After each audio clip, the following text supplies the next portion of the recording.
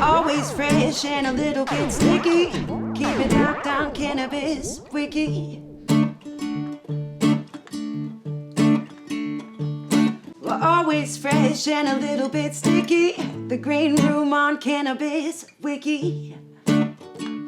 Hey everybody, welcome to the Green Room live from the Cannabis Wiki Conference and Expo 2023. We're in London, Ontario.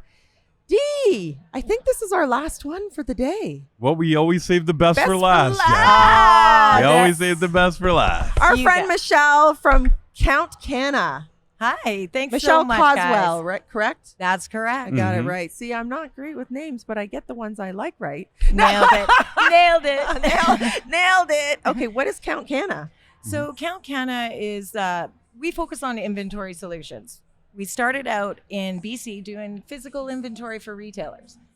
Along the way, we definitely figured out the biggest inventory problem was not necessarily in the stores, but it was actually between the producer getting the stuff to the store. So we have kind of morphed out and figured out that our place in this industry is being that connection between the producer and the retailer. So that's our focus now, and that's the producer's platform.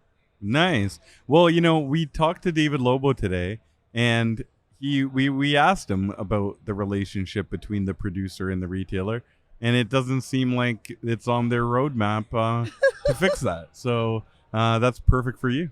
Yeah, I definitely think so.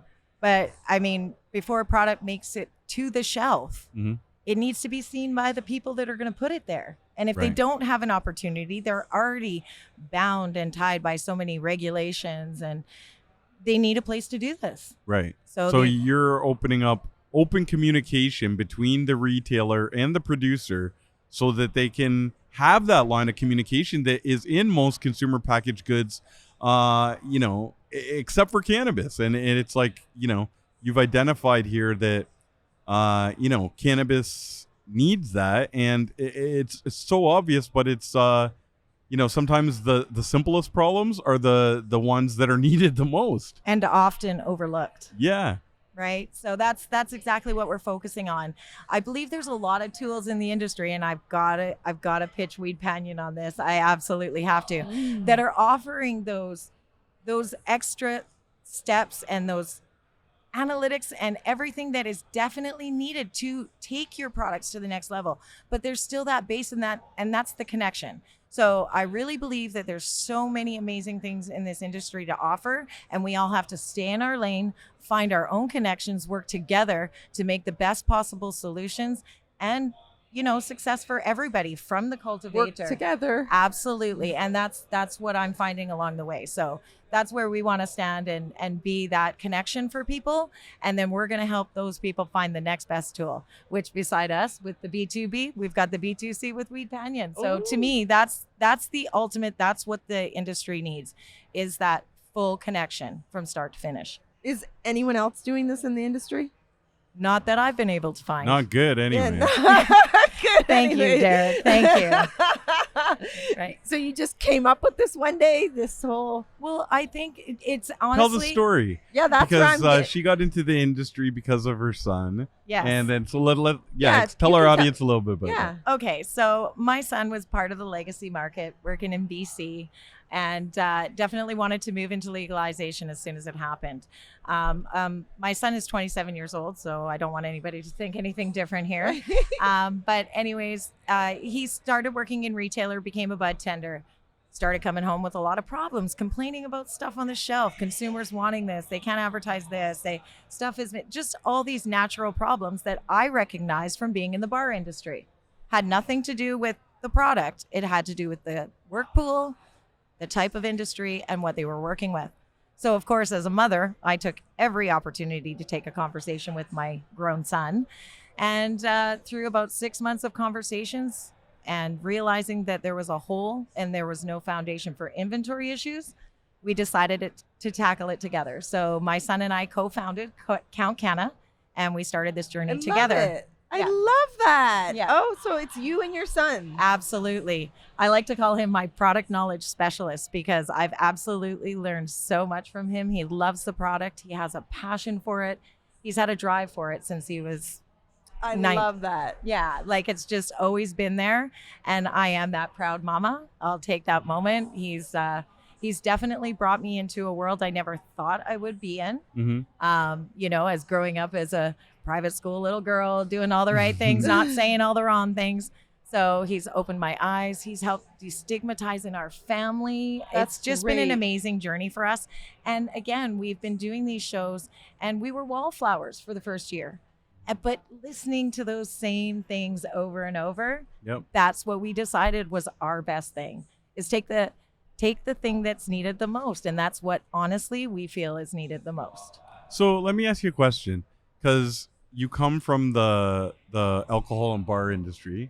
So did you have the platform developed for alcohol and bar, and then based on what your son was saying, say, hey, this is we can make some modifications, but this is primarily, you know, what you were doing already? No, actually, this was basically my dream, what I would have liked and loved for the alcohol industry. This is, see, our platform too, one thing I'd love to point out, is built from the eyes of the people that are going to use it. Right. So I've done everything from the manager's eyes, from the retail side, from that side of things. And by having that experience, that's what led me to this. This would be how, if I was still in the alcohol industry, what I would want and what I would need.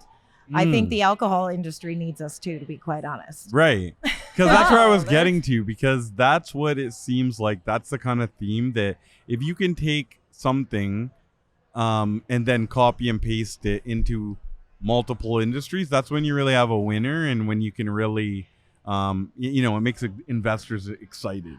Absolutely. Yeah, exactly. And I mean, old school stuff. It's where's the yellow pages for us in 2023? There isn't one. Now there is. Well, yeah. Ooh, Wow. I like that. That's Okay, very the smart. yellow pages of cannabis. Yeah. Very smart. Because I might need to look up and I And love connect that. with somebody. What a concept. Yeah, what a concept that is completely overlooked. So are and you missed. finding that, like, okay, so you're in a lot of stores, you're counting for them, and then that's what so you're getting the order kind of process of, because obviously they have sales reps, or they might have some internal sales, and the small micros like Bob might be going there themselves, but basically you're finding that they come there, and you know, I might have my little sales sheet or whatever, leave it here, this gets thrown out, it comes time now to order Friday nights, and Jackie and I sit down and we're like, okay, we're gonna order for our store, and now it's like, oh shit, where's that paper? You know, remember that guy Bob, he came in, like, is that the kind of... That is completely exactly what has happened. When we were going out to retailers, they were like not knowing there's stacks of paper, and we're in 2023, for crying out loud, like 2023, and these guys have still got tons of paperwork on their desk.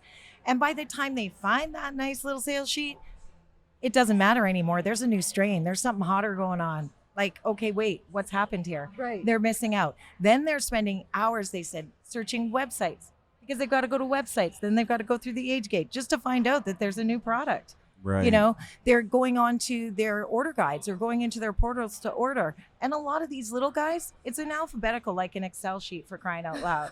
Like, they get to the letter G and they're done. Forget about any producers past that. They're not Right. even going to see them, because they're like, okay, or too much time has been consumed. It's a rushed process. They're not getting that chance to actually just have a collective space to look at what they want to get. Wow. I'm listening and just thinking, why didn't I come up with this? Why didn't I see this niche, this need in the market? You want to know why, Jackie? Why? Because you're not in the trenches like she is. Yeah. See, she That's what it is. came to the solution because she's seen the problem, because she's there counting their inventory and listening to them, and they're expressing it. And then after she heard it the 10th, 11th, 12th time, she's like, you want to know what? I can build a better mousetrap, and I can help these people. And that's what she's done here with the producers platform, is help people. And that's a common theme that we have going on here today, Jackie. With We got Weed Bob, we got Weed Panion, Yeah. we got the producers platform, Count Canna, everybody trying to help each other to grow the industry. And that's, you know, I think that's a good... IRCC. Collaboration, community. Exactly. That is going to be You know? the key. And that's the key. the difference, right? And then you have other people like that want to send a cease and desist and sue you, like Cliff, Yeah. Yes. right? And then you have people that want to work together. There's a difference. You know? We know that very well. Yes, we do. Yes, we do. Look at Michelle's like, Yeah. oh, okay. This is how you get to be when you're a wallflower for a couple of years. You got Get to hear a lot. You get to hear a lot. Yeah. Get to see a lot, get to hear a lot. You bet. What are some challenges when you first came out with this, first started, you and your son are doing, what are some challenges you faced in the industry that were specific to cannabis industry? Well, obviously, it again, I hate to be so repetitive. It comes down to the connection. A lot of these retailer owners, especially in the West, because I'm from BC, but I noticed that they were not there.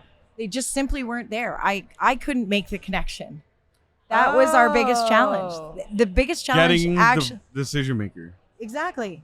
I mean, I love talking to the bud tenders. I mean, I needed to learn. I needed to see them. And but when that's the connection you're making, it's so hard to get beyond that. And these retailers, I mean, their clock doesn't go off at 5 o'clock. Right. They're not signing off. And to have that time and space, it just wasn't happening. So we were facing the same problems that the reps were. So in that collective thought process, it's like, I need to solve this problem almost for everybody. I mean, yes, we are the 411, but I don't want to leave out the fact that the producers platform, we've got an accessory category. Wow. So, that cool. matters. Yeah. That matters, So we want to just, again, stop that wall and break it down so that everybody has the option, because our hands are tied, to make that connection. Right. So Who's your perfect client or customer? Like, who would come to you? the perfect, you know what? I've met some great people, and I think I already have a couple really perfect customers and some growers over in BC. It's that one who has the same feeling, the same passion to connect. I'm definitely one about the basis of everything. Things will fall down if you don't have a foundation. And that perfect one is that one who's willing to say, yeah, that's a heck of an idea. Let's give it a go.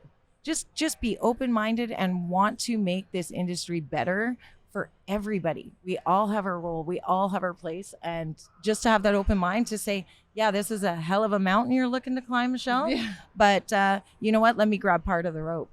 Aw, I like that. This is a hell of a mountain. Let me grab part of the rope. Yeah. Derek, that's a nice way to end this. It is. That is a nice chat. It's a nice theme. Yes. And collaboration, community, kindness again. Now, let's ask this, though. Okay. Who can benefit from the producers platform? Who do you want to be contacting you?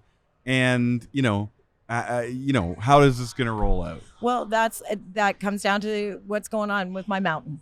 I definitely want everybody to reach out. This is definitely for the producer and the retailer. This is not a one stream where I've got my focus just on helping the retailer. Right. This is both. So I want everybody, I need everybody to come on out and be part of this to make the industry better. So I'm looking for those producers. I want every micro grower, craft grower, everybody to reach out. I'd love bud tenders to reach out, because if they learn more about it, they're the eyes that are seeing these. They can tell their boss. They can talk to their boss. You know what? Their boss, hey, I want you to go on the platform today. Take 20 minutes and go on the platform today. Tell me what's new. They can assign that. Those bud tenders can be utilizing this space as well. Right. They've got, different thoughts, and it can actually just be available to them anytime.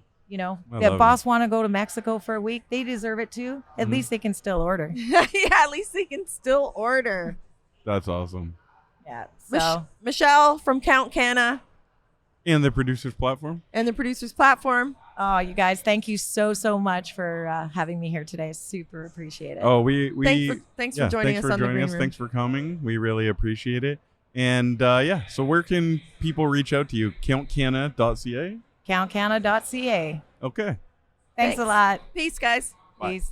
We're always fresh and a little bit sticky. The Green Room on Cannabis Wiki.